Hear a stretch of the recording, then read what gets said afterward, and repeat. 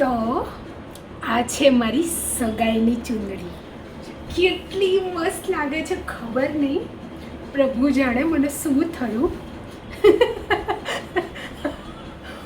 ક્યારની 2-3 કલાક પહેલાંની આને નીકાળીને મૂકી રાખી છે ને વિચારું છું કંઈક આને ઓઢીને વિડીયો બનાવું.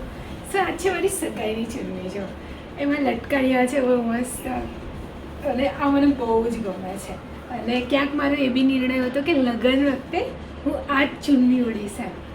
ખીચો બાકી જેવી મજાની મસ્ત થઈ જાઉં તો મારે લગ્નમાં આ ચૂંદડી મને કેટલી મસ્ત લાગશે.